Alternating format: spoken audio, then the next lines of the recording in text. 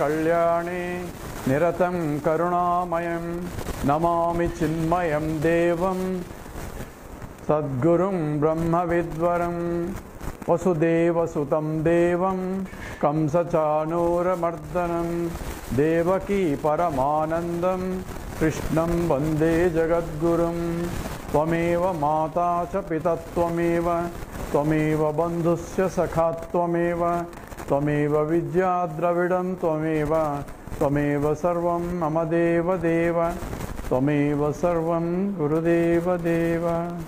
Hari Om. We are doing then they close the door maybe, kitchen door, taka noise. We are doing the Panchadashi, 7th chapter, Trupti Deepa Prakaranam, and we just completed the sloka 92. Let's chant the sloka. Brahmanya Jnana Nashaya Brahmanya Jnana Nashaya Vrittivyaptirapekshita Swayam Spurana Rupatvat Nabhasa Upayujyate together. Brahmanya Jnana Nashaya Vrittivyaptirapekshita Swayam Spurana Rupatvat Nabhasa Upayujyate. So here Vidyaranya is discussing the Vritti Vyapti and Phala Vyapti. So in the any jnanam, any objective knowledge, jnanam means any, for it to know anything, there is the Vritti Vyapti and Jnana Vyapti, Phala Vyapti. So how does knowledge takes place? So if the knowledge of object involves, where a pramana, pramata and prameyam or triad is involved. That means I am a knower, this object is to be known, and there is a means of knowing. So means of knowing depends upon the type of object. If the object is a form and a color, I need eyes as a pramana to see the forms and colors, because eyes can only see colors and forms, and the ears can only hear, and same way each sense organ has its particular field of operation where it operates, and therefore that becomes a pramana for that object. So if it is a Shabda Sparsa Rupa Rasa Gandha, so for Shabda you need ears, for the Rupa you need eyes, Shabda Sparsa Rupa, the Sparsa you need a sense of touch, and Rupa the eyes, Shabda Sparsa Rupa Rasa for the taste you need a tongue, Gandha for you smell you need the nose and the faculty of smelling. Now when we say Indriyas, we are not just talking about Indriyas called Golakam. We said it's only external instrument only, but behind the eyes, for example, you need a sense of sight. So even though one can have eyes, but he may not be able to see, because he may have cataract, or he may have some other problem. The faculty of seeing has to work. The optical system has to work, and the seeing involves the whole process of the Indriyas functioning, and behind the Indriyas, mind has to be there. If the mind is somewhere else, I may be opening my eyes, but I may not be able to see because I am seeing something else in the mind. So mind is preoccupied. So therefore, mind has to be paying attention behind the Indriyas, and behind the mind is the consciousness, which has to illumine the consciousness of the object that I am seeing. So all that is involved.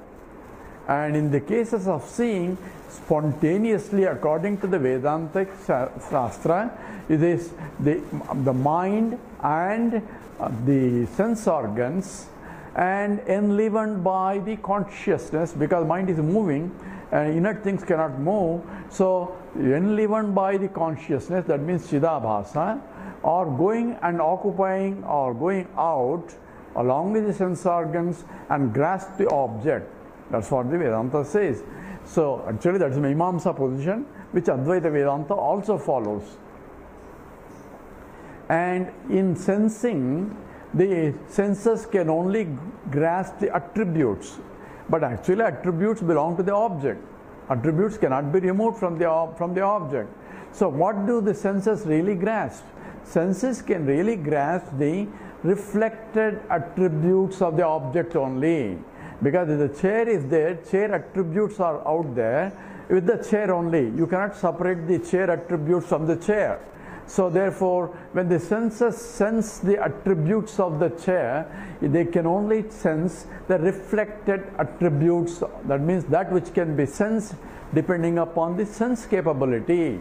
If I have 20/20 vision, then I can see clearly the clear vision of the chair, or even if it is far away. Whereas if my vision is not 20/20 or a defective, either I have a short-sightedness or long-sightedness, then it is difficult for me to see. That means it's not the problem with the object.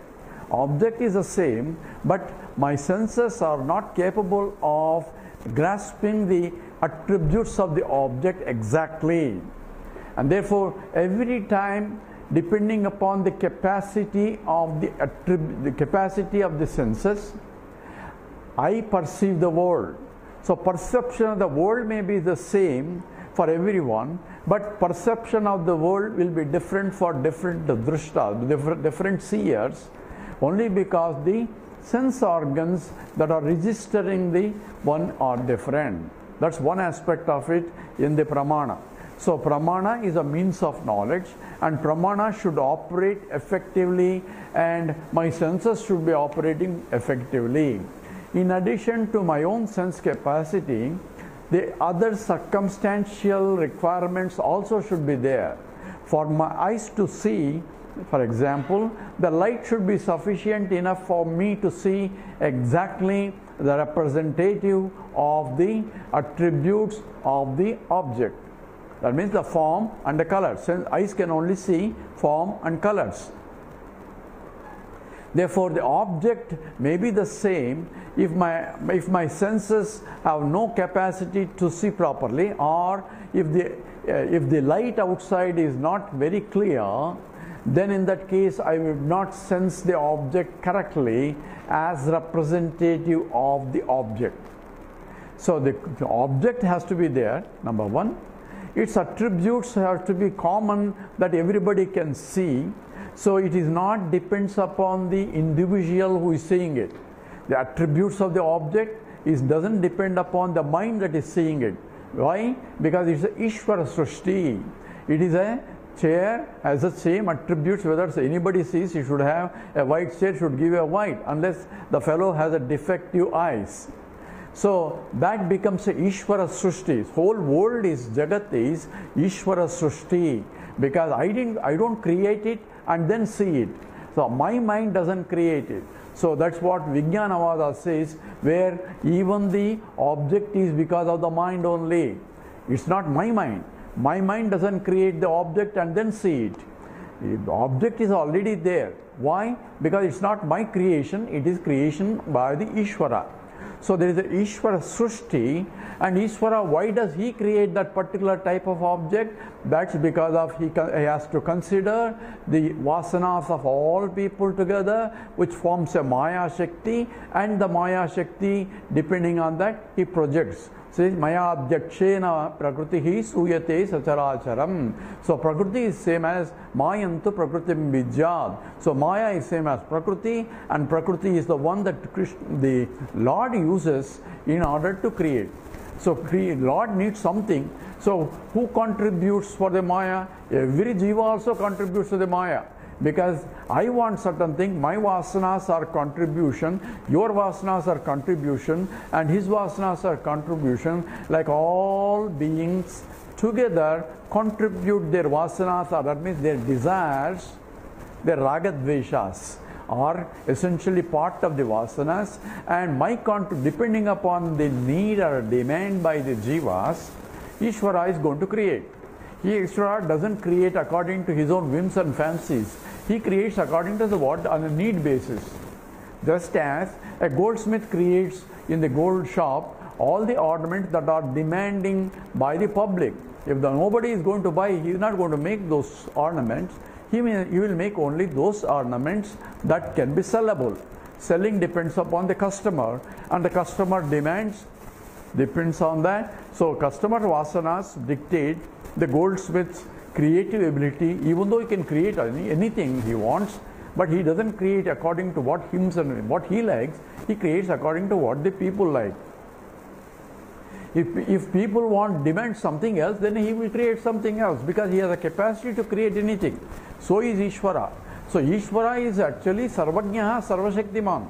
But in spite of that, he is going to create according to the demand of the people or the vasanas of all beings together. So in the creation, there is a Jiva contribution and Ishvara contribution. Without Jiva contribution, Ishvara is not going to create. Even though he can create, he is not going to create. And Jiva cannot create by himself. He will create his own confusion only. His own vasanas are contribution only towards the totality. So therefore, without Jiva's support, Ishvara is not going to create. Without Ishvara's support, the Jagat is also not going to be there. So in both cases, you have a contribution from the Jivas and Ishvaras in the creation. But when I am perceiving the world, as I enter into a Jiva as though, and looking at the world as a subject, just as I entered as a Jiva in the dream, creating my own dream world, that is the waker's mind is creating. But once I enter into the dream world, I am only a local guy. I don't consider the creation is my own creation.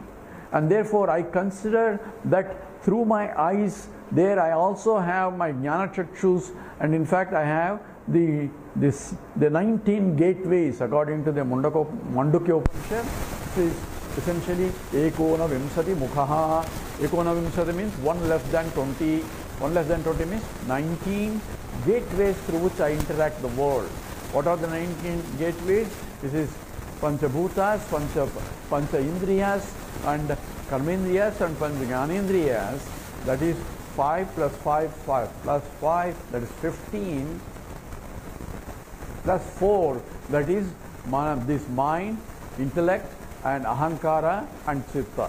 These are the 4. 15 plus 4 is 19. So 19 gateways through which I am interacting. So 19 gateways includes ahankara, mamakara, that means my ragadveshas. So when I perceive the world, I don't see the world as it is.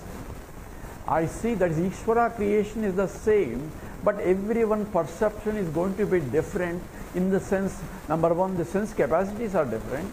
And even if I have same sense capacities, I may grasp the object, but on top of the object, I project my own ragadveshas on top of it.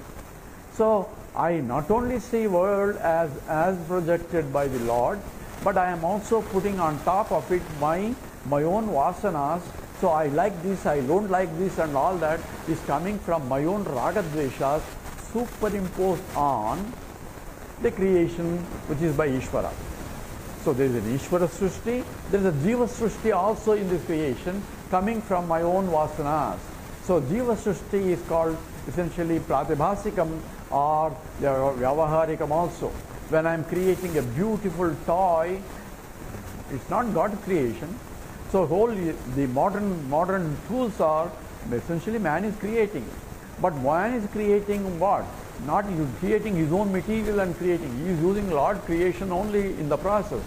So the material for creation is borrowing from the total creation. So, and the possibility to create is also in the creation only. So when I assemble things and then say a steam engine is able to move the train, because the capacity for the steam engine to move is also from the Lord only.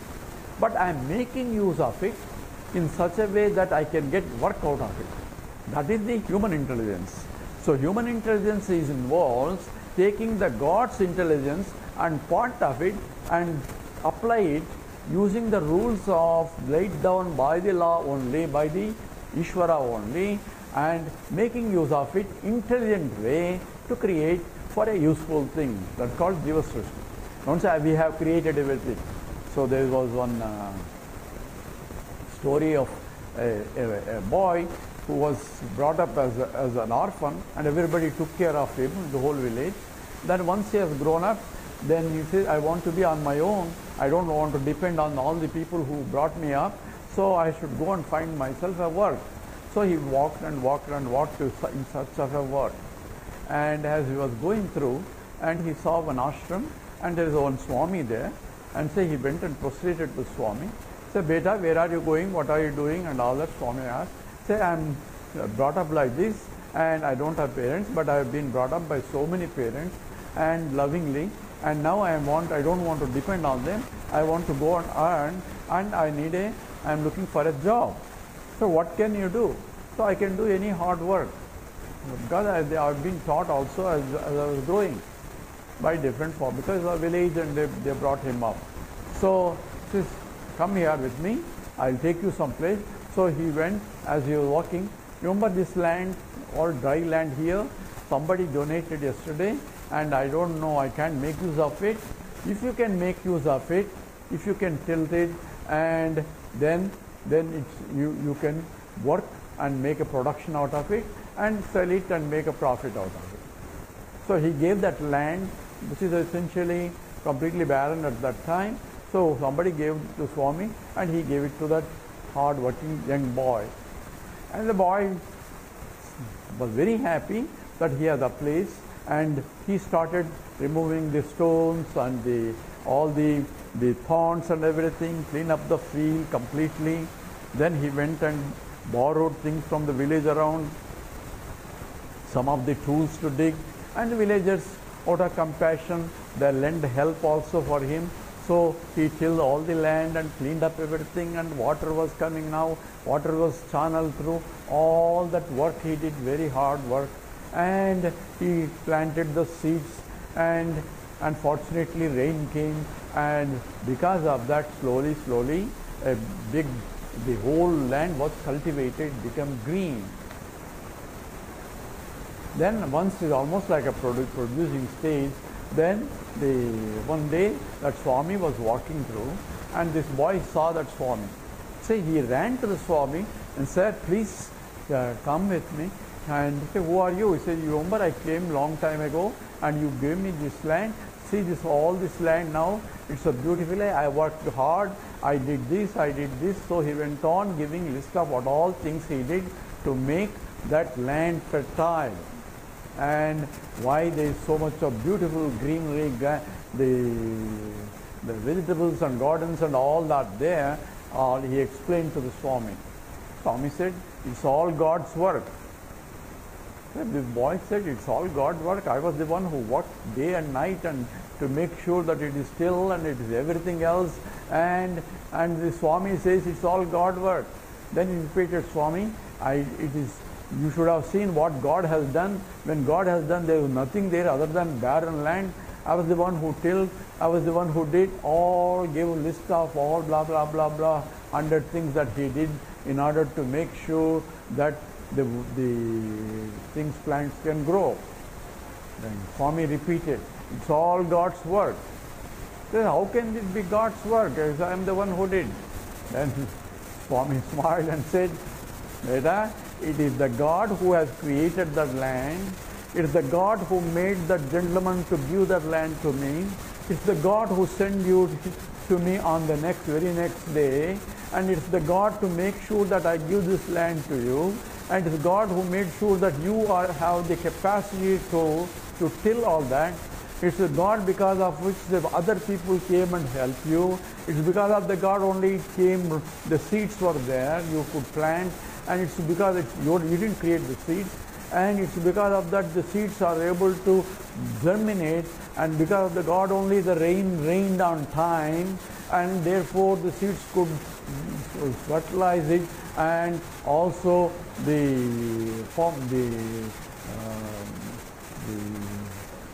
sprout it and become a big plant. It's all because there's a wind there, there's a sunlight there. God has provided so many things. All your only contribution is only 2% compared to what 98% that God has done. So the boy understood, prostrated, oh Lord, thank you very much for teaching me. So God has done the whole creation, but whatever we do is on top of it is we can beautify the creation or make it ugly also. That is our contribution. So when we beautify, we have to perform depending upon our capacity. Capacity is, if the buddhi, mind and intellect and the body is given, we can beautify the creation to the best that we have the capacity to beautify. If I am a teacher, I should do by teaching. If I am a dancer, I should do by dancing. In whatever the profession that God has blessed me with, I had to beautify the creation so that not only me, but the creation, rest of the creation also can enjoy it. That becomes the Jiva contribution to the total creation by beautification. That's called Loka Kalyanam. And therefore, there is a Ishvara Srishti and Jiva Srishti. So coming back to our topic, whenever I perceive an object, all that ingredients of Ishvara Srishti is there behind, because the mind has to go and the mind has to be propelled by the Chidabhasa. That means the consciousness that is enlivening the mind has to, we make the mind to go, and according to Vedanta or according to Mimamsa, the mind along with the five senses grasps the object. That's called Vyapti Jnanam. Vyapti Jnanam is a thought process is going on. How does Vritti comes into picture? Vritti is a thought. So when I perceive an object attributes are coming to the mind. So when I perceive, then a thought rises in the mind. That's called Vritti. Vritti is a thought that arises in the mind. Now that mind, as the Vritti itself is called Jnana Vritti, because when I'm perceiving the world, I am seeing an object as an attributive content, and therefore I am grasping that as though it is a thought, and that thought is crystallized as the thought in my mind, and object is as though pervading the whole thought. That's called the Vritti Vyapti. And that is only the existence of the object in the form of a thought is now crystallized. Now consciousness that I am has to join the existence of the object, and for me to be conscious of the existence of the object. So for me to be conscious of the existence of the object, therefore what I am seeing is essentially a thought, and consciousness joining the thought becomes the Phalavyapti. Now I know if it is a chair, I see it is a chair.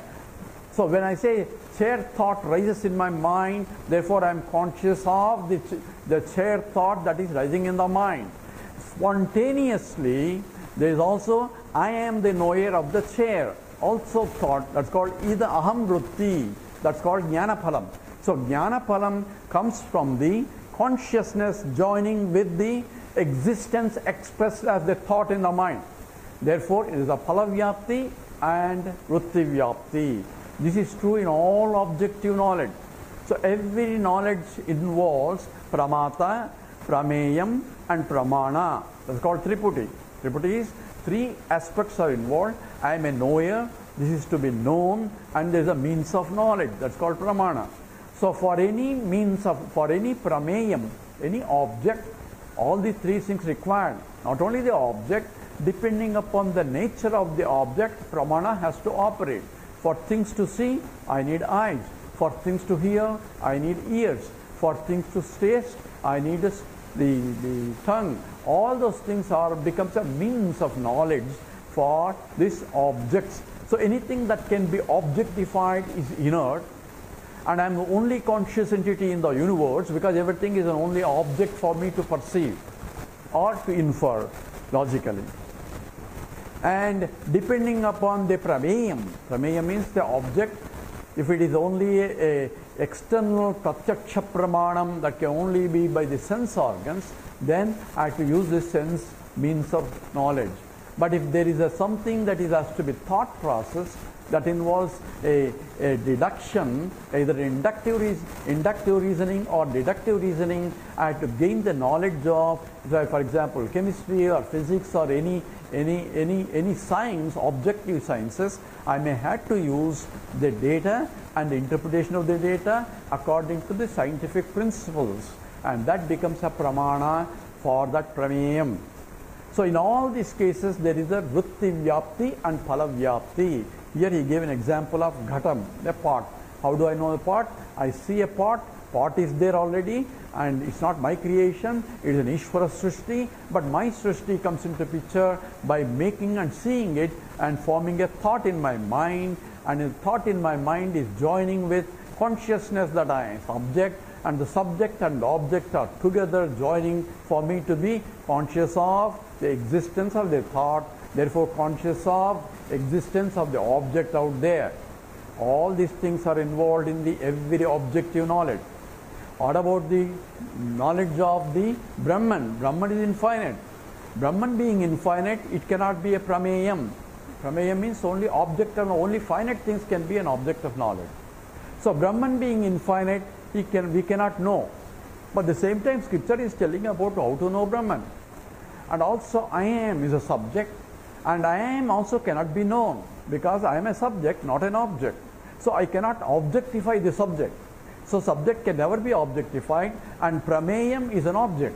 So I cannot know myself, nor I can know the Brahman, because Brahman being infinite. Infinite cannot be perceived. So therefore, what is the knowledge then? So, as though Brahman is expressing itself in the varieties of names and forms, and for that only Vedanta is a pramana. It says, Tadaikshada bhausyam praja eti. He became many. Many what? Many namarupatmakam. Many names and forms he has formed. What about the material? Material comes from himself only. So therefore, even the material, therefore he is upadana karanam also, because he cannot go and material somewhere else to make the universe. So material has to come from himself. Yathornana viswadate grunnate cha. Just as the spider putting forth the net, and the material is also coming from him. The intelligence also has to be with the spider. So both nimitta upadana karanam, abhinna nimitta upadana karanam. That means undifferentiated material and intelligent cause is the Ishvara. So the Ishvara Srishti is there, but Brahman being infinite, now Brahman appears in this form. Now I can recognize Brahman through the world, because Brahman has become the world. So, but the world is inert. But the inert aspect of the Brahman, I had to recognize what is the nature of the Brahman in and through the inertness. So for that only I need a proper means of understanding.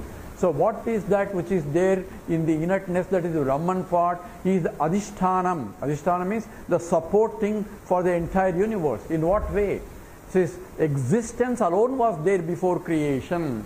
It says Tadeva Somya idamagram asid ekameva advitiyam. So existence alone was there before creation. That existence itself is expressing itself as varieties of names and forms. Therefore, all names and forms are nothing but that Brahman himself in varieties names. Names and forms are only external attributive content of the objects.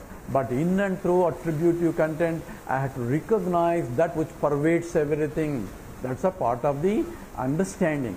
So therefore, when I see the world, I see through Vedanta, I understand that Brahman is nothing but the whole world, and through the world I had to recognize the presence of that Brahman by what? That's where the Jnana Vritti comes into picture, by Vedanta, Shravanam, Mananam, Nididhyasanam. By contemplating on the teaching itself, I have to recognize that. So therefore, there is a Jnana Vritti is involved. That Jnana Vritti eliminates the Ajnana Vritti. The ignorance gets eliminated by Jnana Vritti. That's what is called Pramana. So when the eyes are seeing the object, What is eyes doing? The pramana is able to discover. Now when I open my eyes, I discover there is a chair there. How am I discovering? Means I am removing the cover. Removing the cover is removing the ignorance. Who removes the ignorance? Pramana does that. So pramana is a means of knowledge. It removes the ignorance. In the case of Brahman, this is what is the pramana? Vedanta pramana. Vedanta pramana, by means of Vedantic study, what is removed? The ignorance of about Brahman. Just as the chemistry pramana, I remove the ignorance of chemistry. Some physics pramana, I remove the ignorance of physics. The more I go into deeper, the more of the ignorance is I am discovering. Discovering means removing the cover. The same way, I have to discover the Brahman. How do I discover? Brahman cannot be discovered, but I had to use Viveka. Viveka means a discriminative intellect, which is Nitya Anitya Vastu Viveka. So I had to see in and through the objects that are continuously changing, because it's a Jagat. Jagat means Jayate Gacchate is Jagat. That which continuously changes is Jagat. That's the definition of Jagat. So if continuously changing, according to law of conservation, there has to be changeless entity in the changing things. Because if A plus B is becoming into C plus D, there has to be conservation of something, and this side has to be matching with something that side doesn't change. That's called law of conservation of mass and law of conservation of energy. So when we are balancing, what we are balancing to make sure the material here is same as the material there. That's what is balancing. That means the material has to be conserved. So what is that conserved in the whole universe that is continuously changing? Only physics says and the mathematics, the matter is conserved or energy is conserved, whereas the Vedanta says it is both matter and energies are only apparent. What is conserved really is the existent itself, because that from which the whole universe came, by which it is sustained, into which it goes back. That existence is imperceptible because it's infinite. It has to exist. Everybody say the chair exists. Where did the existence come? I don't know what that existence means. Yes, for that only Vedanta pramana is required. So using Vedanta pramana, I had to eliminate by a process of negation that it's not this, it's not this, it's not this, but in and through every this, I have to see the existence. It's not the chair, but because of which chair is. That's what existence means. Without the existence principle, the chair cannot exist. So therefore, every object that exists, which I can see or perceive or think, because I cannot think of Gagaboo because I don't know what Gagaboo is. If it exists even, because says the attributive content of the Gagaboo is not there. So for every object that exists, Asti, there is Asti part comes from the Brahman, because the scripture says existence alone was there before creation, that existence became many. So that's why Vedanta becomes a pramana. Whereas science may say it came from a Big Bang. Big Bang is again a question. It says how did it bang? Because the banging principle, laws of banging has to be there. Where the material has to be there, where did it come from? Oh, we cannot say it's a singularity. Singularity means we don't understand it. That means they have no knowledge of what exactly is. It is a complete blackout. But whereas for that only Vedanta becomes a pramana, because in every investigation of even a Big Bang occurs only where the observer is. Because if you extrapolate the backwards interpolation of all the galaxies movement, it meets the place where the observer is doing the job.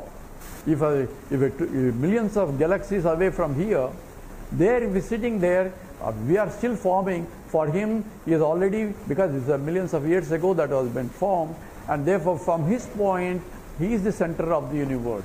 So Big Bang occurred wherever the observer is. Observer is conscious entity. So consciousness has to be there where the Big Bang to occur. Big Bang occurred everywhere. Everywhere is a concept of space. But space itself is not there before Big Bang, because it's a singularity. So therefore, for these things, objective senses cannot really understand, because in the process of analysis of the objective, it is excluding the subject who is analyzing the objective. Without the existence of the subject, objective analysis cannot be done. So therefore, it is incomplete system. They are trying to look at it and finding out what is the source. Whereas the Vedanta understands that also. It says even the subject, pramata, and the prameyam, the object, both come from the same source, and that is because of pure existence, and it is of the nature of consciousness. Tattva chit, chittayahyaham.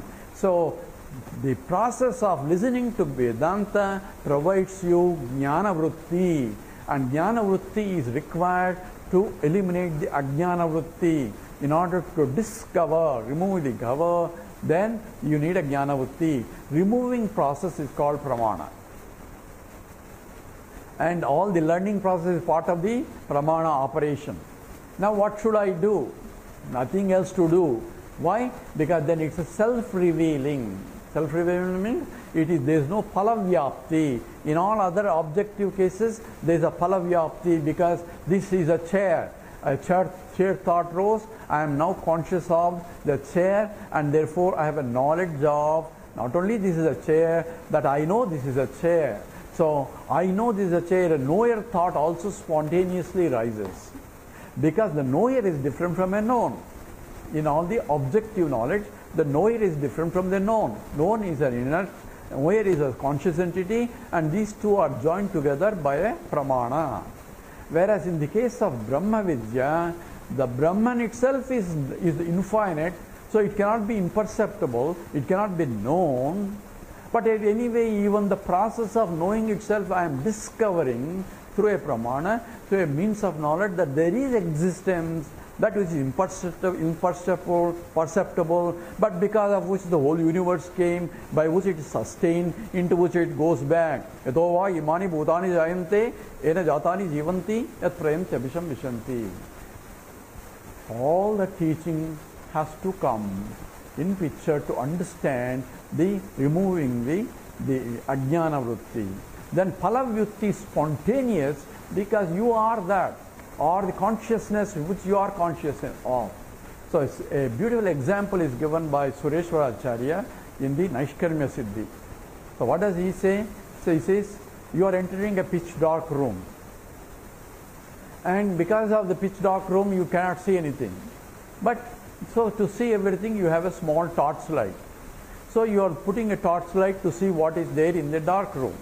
So you see this object and that object, that object, that object, you see all objects in the room.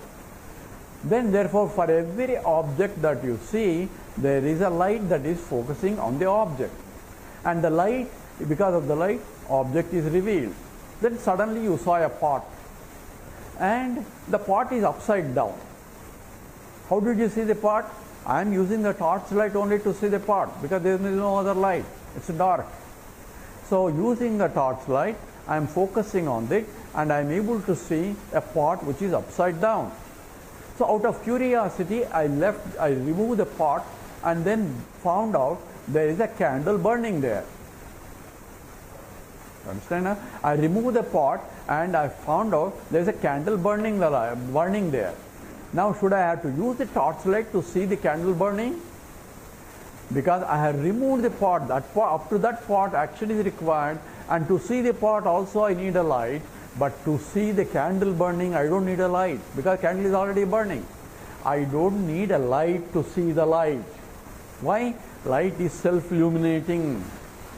Therefore, in the same way, Brahman being self-conscious, it's a conscious nature, and therefore when I remove the ignorance, and automatically I can see. So in the Atma Bodha, a beautiful example is given. Just as the clouds are covering the sun. We mentioned this example in the Atma Bodha. Says the clouds are covering the sun, and say I cannot see the sun. So why do you say that? Because clouds are covering the sun. How do you say that? Why do you say clouds are covering? How do you know the clouds are covering? Like I can see the clouds are covering the sun. How do you see the clouds? In the sunlight. So in the sunlight I am seeing the clouds that are covering, because of which I cannot see the sun. Now what should I do? When I think the wind blows away the cloud, then what else I have to do? Nothing. Sun is self-shining. It reveals itself by itself, because there is no phalavyapti. There is no, the next of that I had to know that the sun is there, all that is not required because sun is self-shining. It is only for external light. Whereas consciousness that I am is self-illuminating, self-conscious entity. That's why we give example, in the pitch dark room, I don't need a light to see myself. I don't need somebody to tell me that you are there. I know that I am there. I know I am conscious. That means I know I exist. I know I am conscious entity. Sat and Chit are already there.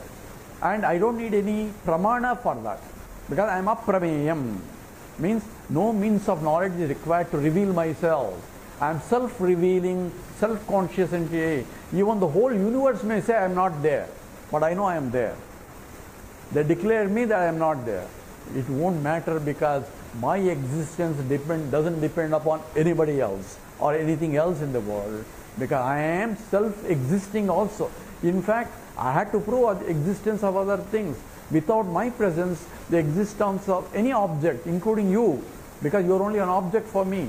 So including you, Yushmad Ashmat Pratyaya, Gotarayo, all these things that we are perceiving, there has to be established because I am there to start with. Without I am, your existence itself is a questionable.